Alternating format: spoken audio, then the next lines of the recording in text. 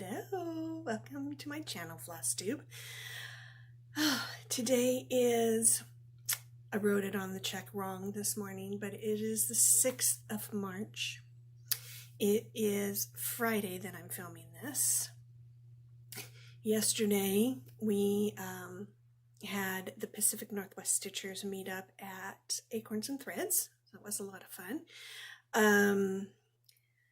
There wasn't as many people there this time because I think the main reason was because of market.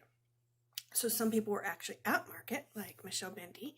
Some people didn't want to, who come down from Washington, so they come up from they come down from the Seattle area, so it takes them like 3 hours or more. Erin, the Two Martini Stitchers, rides the train, so I'm not sure if it takes her longer or not. But some people drive down, so it takes them about 3 hours or more to get down there, and they didn't want to do that too many times too quickly. So once a month isn't terrible, but if they're going to do it yesterday and then again when they come next week for market days, they didn't want to do that. That's just too many times back to back. So we had a little small group, small in relative to how big our group normally is. It might be a big group in comparison to some other groups, but it was kind of a little smaller, subdued group, but we still had a lot of fun. So if you're ever in the area and you want us to stop by, feel free. I know our group can be big and a little intimidating, but don't let that be. Come on in anyway. Today I have quite a few things to get to. So with that, let's hop to it. Okay, a little bit of fun there. We like having fun, don't we? It's fun being silly. I mean, you're an adult, but we can put the adulting aside once in a while. Okay, so things that non-stitching related, so I know those who don't really want to kind of talk about non-stitching things, you can fast forward until we get to the stitching things. I wanted to talk to you. Okay, so I took my glasses off so that I didn't get the glare, but I'm going to have to put them on once in a while. So, how many of you have gone down the rabbit hole of watching the Dollar Tree DIYs, the videos? Yeah, those people are very creative, very creative. There's quite a few things I don't really care to. Some of the videos are just different ways to use the items for like cleaning or decluttering and how you can organize things better. But some people actually make things out of the Dollar Tree items. So I kind of started watching a few of those and got some ideas of a few things that I need to reorganize or kind of fix how it's not really working very well for me. So I use some of their ideas to do something. So I'm going to show you the little video. I'm going to actually make a different video because it's in the room and show you what I made, and it's been really helpful for me. So we'll get to that now. The DIY project that I had watched a video for was something similar to this. They had used a couple. The background was a different material, and I can't remember exactly what it was. What I had found at the Dollar Tree was something like this.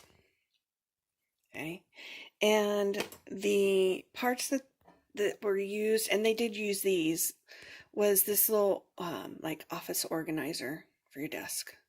Okay, not terribly thick.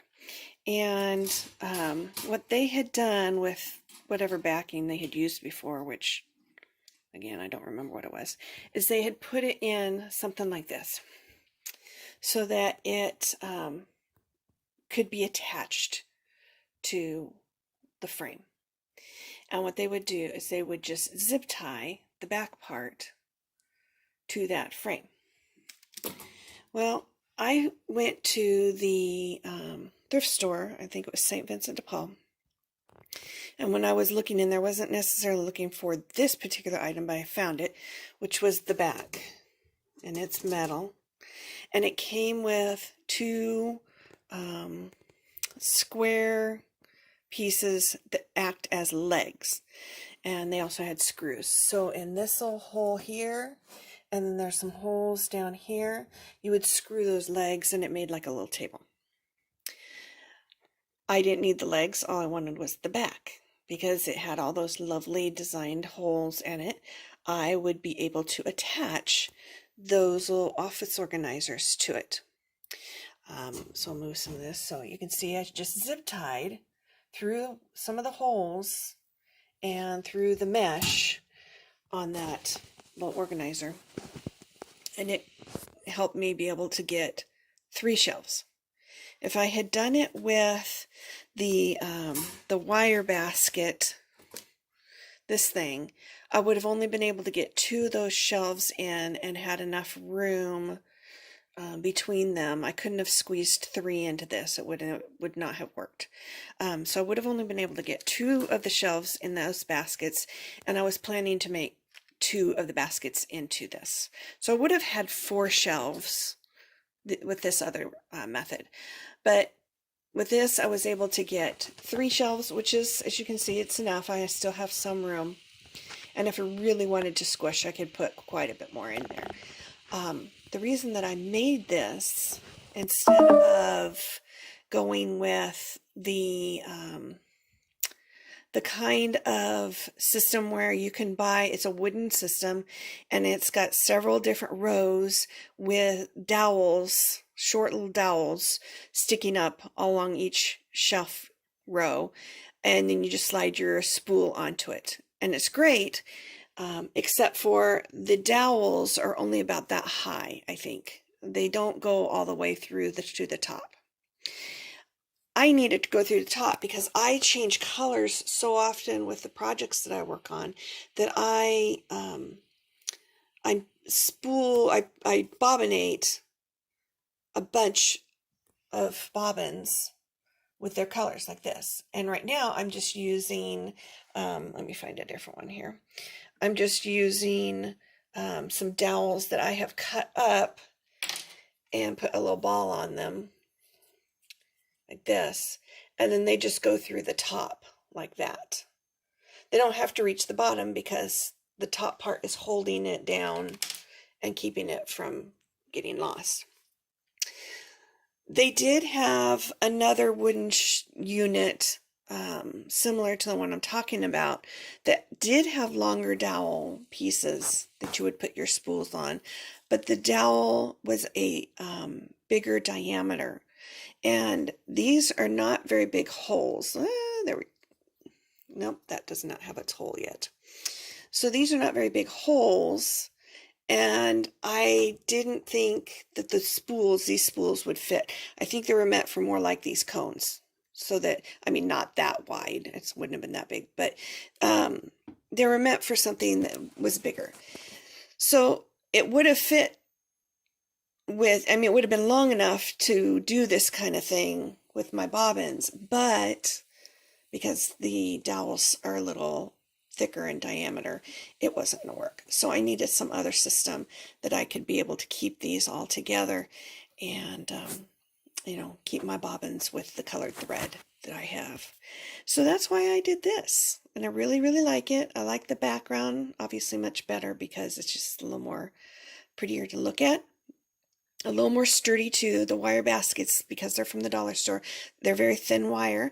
They would have worked, but I'm very glad that I didn't have to do that way. So now feel free to go find all those Dollar Tree DIY videos and get creative. Okay, so I wanted just to quickly, because it seems like some people are kind of coming around and they're not freaking out so much, but I'm sure there's still quite a bit that's going on. And hopefully this isn't something that's going to push your buttons. Excuse me, I'm so sorry. Hopefully it's not one of those things that's going to push your buttons, but it's something I feel like we need to just kind of talk about and take a little breather about, because in some cases people are just going absolutely crazy about this stuff. And that's the coronavirus. Yes, we need to be a little careful with our cleanliness. So washing our hands with soap, and that includes all the little parts. So our thumbs, our fingernails, whatever. And a good rule of thumb is 20 seconds or sing happy birthday to yourself. That's really all you need to do every time, you know. And it's not like you have to go wash your hands every 5 minutes, obviously. Also, do not use scalding hot water. Our skin is the biggest organ we have. Its function is to keep diseases out so that we stay healthy. If you're going to use scalding hot water, you're going to burn your skin, and then it's not going to function. It's not going to function properly the way it's supposed to and keep things out because you've now damaged some parts of it. So just warm water with soap is plenty. So we live in Oregon, and yes, Washington has had a few more cases of this, so we're pretty close to that, but I am still not panicking about this. And the reason is because of the odds of getting stuff. You've probably heard people are more likely to get the flu than they are to get this coronavirus. And this is probably similar to a flu in the fact of the amount of people who might die from it. Okay. So let's go over some numbers. If you're a numbers person, then maybe that'll help. In China, where you've had the most people, their population, and the one that I saw was 2017, so it's going to be a little higher than this. 1.386 billion people in China. It's a lot of people. Only, and I say only, you know, with tongue in cheek, 80,555 people, according to yesterday's stats, have confirmed cases. That's not even how many people have died from it. That's equivalent to 1 out of 17,200 people catching just the virus. Over 17,000, 1 in 17,000, that's your odds of catching it if you lived in China. The U.S., now that'll bring it a little more home, hopefully, to you, 329.45 million in the U.S. So obviously not as much as China, but good number, right? We have far less cases of it because China seems to be the one that's got, you know, the most cases. Right now, there's 226 confirmed cases. That's it. That's all there is in all of the U.S. Yes, some of those people have died, but a very small number, only 14 out of those. Your odds in the U.S. right now, according to those stats, 1 in 1,457,000. That's your odds of catching the virus. You're more likely to probably win the lottery. You're more likely to get hit by a car. So I hope that puts it into perspective as to, you know, yes, we need to be serious about it. Yes, we need to be careful washing our hands because it can spread. It's not, you know, I know car isn't a disease when we compare getting hit by a car, but I don't think we need to go absolutely crazy like a lot of people are. And remember, just like the flu, it's going to be more susceptible for people who are older, the very young, or the sick, the people who have, you know, some kind of illness that's going to cause them to be able to catch things a little easier. And then, of course, you have to be around it, which aren't that many people. So we just need to take a deep breath, wash our hands, and not go crazy. So, and again, I'm not trying to make light of this at all, but we do need to be realistic and just kind of be, you know, be careful, but not go crazy. Okay, I think for the most part, the rest of this is stitching related.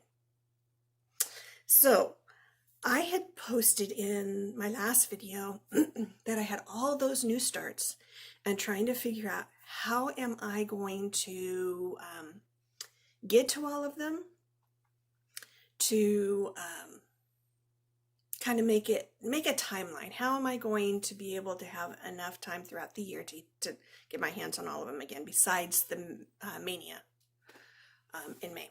So I kind of came out with this because I keep track of what I work on each day. And as I was looking at it, I'm like, oh, well, that's kind of a good number. And then I calculated it out for the whole year. And I'm like, that seems to work out really well. So what I'm going to do is approximately every 10 days, I will switch projects. Okay. Some of them, there was one really fairly small one. It was just a pillow pin keep as well as a fob, and the fob was even smaller. When I did my stars in January, I had almost finished that pillow little pin keep. And so I just need to do the fob for the stitching part of it. That is not going to take me 10 days. So there'll be a little bit of fluctuation, and that, you know, if I get pulled off where I can't sew one day, if I can't do some stitching, then that small, the extra days that I won't be working on the small will accumulate for those. So I think that'll work. I think I'll be able to get through everything within a year. Obviously that means I'm not going to probably finish a whole lot, like actually finish. But you know what?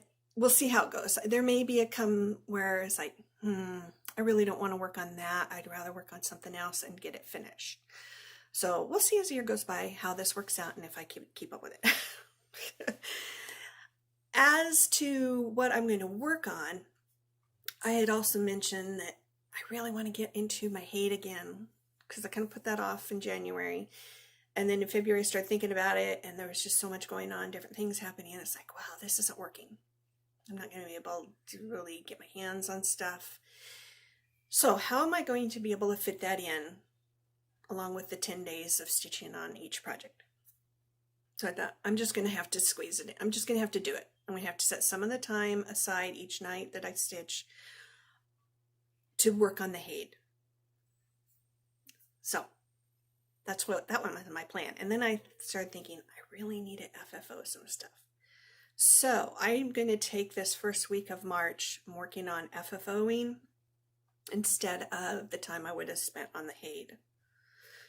And I got a lot of FFOing done in the last few days. I still have a few more that I want to do. I kind of ran out of some supplies for certain things, so I wasn't able to do it all as fast as I wanted to or get as much done. But I'm going to be able to, maybe today or tomorrow, I'll do that. And then I'm going to have to, kind of like the Hade, I'm going to have to set that aside and maybe have another FFO day in April or something. I don't know. So some of the things, I'll show you with the things that I FFO'd. And all of these were stitched, some of them a couple of years ago. One of them I finished probably last year. Can't remember how long ago in last year. Maybe it's been about a year. So it's kind of been a variety of lengths of how long ago I finished these things. But I'm finally getting to the FFO part.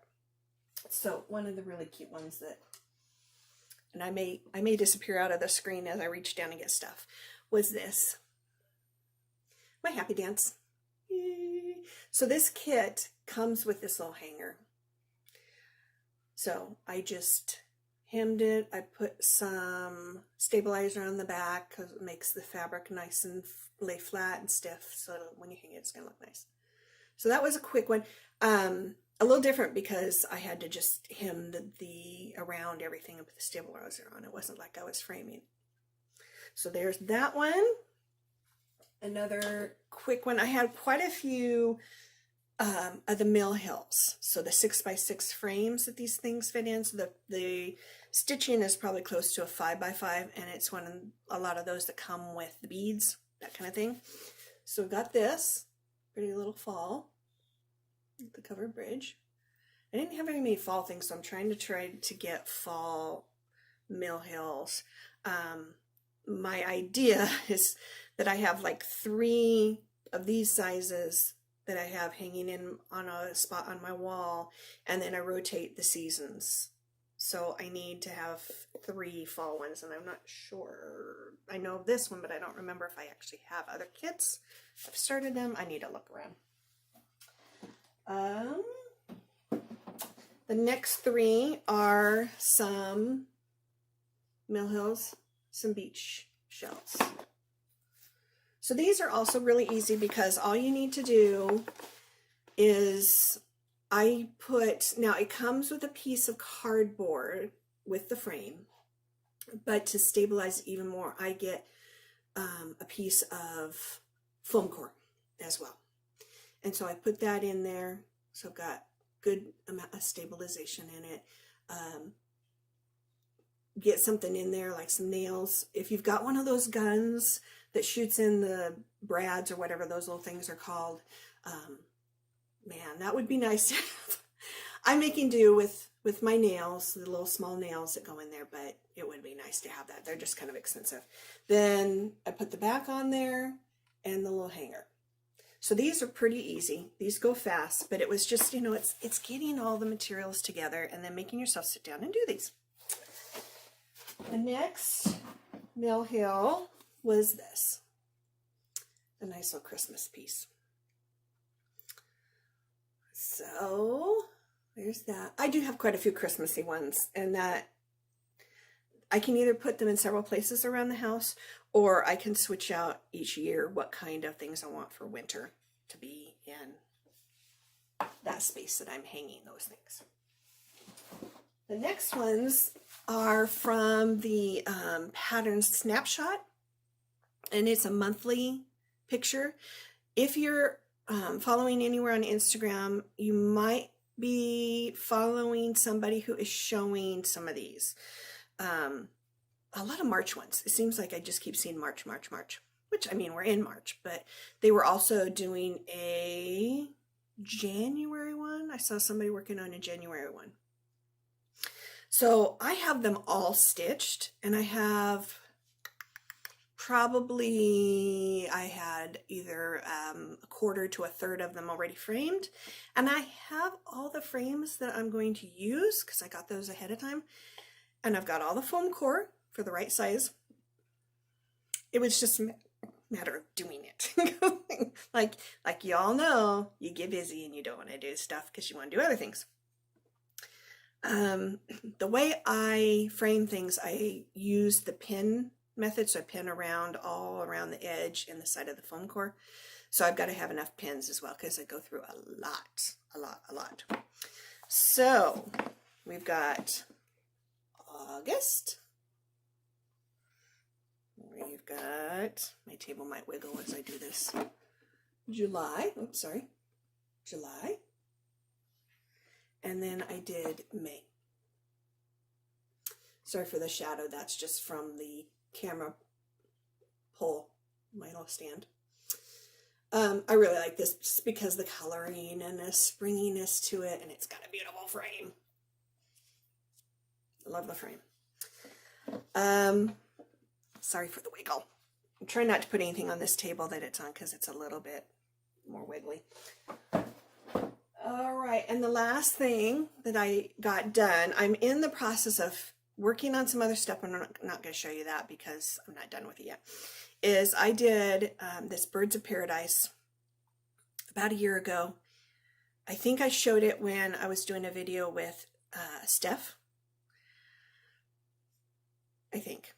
But I didn't get it framed. I've had everything I needed for it, and of course it's just been sitting there. So here it is. I'm going to step back so you can see the whole thing. I happen to have this frame from something else, and it was the perfect size. So I'll show you a little bit more close up. The beads that are on there, if you can see those. So let me see if I can find some right there. Little red beads. Those originally came with the kit as to make ribbon French knots. I did not want to, I don't mind doing French knots, but I haven't done it with ribbon. And I didn't want to attempt that and mess it all up. So I just did beads, red beads, which I like. Still a 3D look, still nice. And yes, it is intended to have this much space at the bottom that is blank. The picture shows it that way. Material comes that way. So you just, you know, this all obviously looks like it's getting cut from the branch. You can see it's just getting a picture. And then extra space at the bottom, like everything's hanging. You can see the space. I love this. Love it, love it, love it. And now that it's framed, I've got to find a place to hang it up right away. All right, so those are all my FFOs. As you can see, I had a lot. I was very busy. especially when you use the pin method and you're pulling and stretching material, when you have to do the stretching of the material, it makes my fingers so tired and sore. They just get, by yesterday, I think, no, I wasn't working on it yesterday. On Wednesday, when I was pulling some of that out, I had to keep shaking my hand up because it would just start to cramp up. So it's probably a good thing I'm only doing it for a few days. I can stop. So with that, let's move on to, let me double check my notes because I think there's only one other thing. Yeah, the whips. With the meetup yesterday, I did buy some stuff, but it was just a couple things of fabric. Now, one of them was a really big piece of fabric because I needed it for a project. But that's really all I got, so I'm not really going to show you fabric because it's, for one, the really big piece is just white, just a plain white. The other one is more of a tan, creamy little modeling in it. I can't remember what it was. I can't remember what it's called, but it was nothing really super fantastic special, so I'm not going to show you those. So things that I started working on, or I did change for one of my projects to do something. I started working on another one again. I'll show you the progress I made from the one I was working on last time, but then something else I started. And then I did start something brand new. And the reason I did this is because I wanted to have something small that I took with me when I went places, and it was very small, and I need to get these done anyway, and I might as well start them now. So the little T-balls, heartstring samplery, Beth Twist did these last year, and I have started these. Let me see how well this can, oh, it shows up. So I have started, and that is going to be this one over here. And if you remember anything that was discussed about these before, because I did show this when I got it, there are patterns for all four of these as well as for smaller T-balls. So the pattern is similar, but it's just, you know, like maybe it's just this snowflake star thing instead of all the other stitch stuff on the lines. I can't remember what all of them look like. I think this one, it might be the only one that's slightly different. All the others look pretty similar on the smaller ones. So, yeah, I wanted to get started on this so that come Christmas time, they weren't like, I need to start these, because I wanted to get them done. All right, so that was like an actual total new thing. What I was working on last time, 2 weeks ago, was this one. Okay, and what I finished so far was this. Try and keep that bar line out of the way. So I finished the whole interior square. So now what I need to do is all of the tulips on the outside, along with the rest of the alphabet. When you do this alphabet, it is so everything is 1/2 except for the alphabet. The alphabet is 1/1. So I'll show you the picture. You can see the outside tulip border along with the rest of the alphabets pieces are in those as well. So that is where I got for this piece, and as I mentioned, I'm putting this away. Even though you get this far and you're like, wow, this is great, I want to keep going. This is a good place to stop because it's all of this interior square. So that's as far as that's getting. The next thing that I started working on was this. And of course, deciding what you're going to work on is so stinking hard because I want to do them all. But I picked this one up because I'm feeling a little more springy, obviously. That's the time of year it is.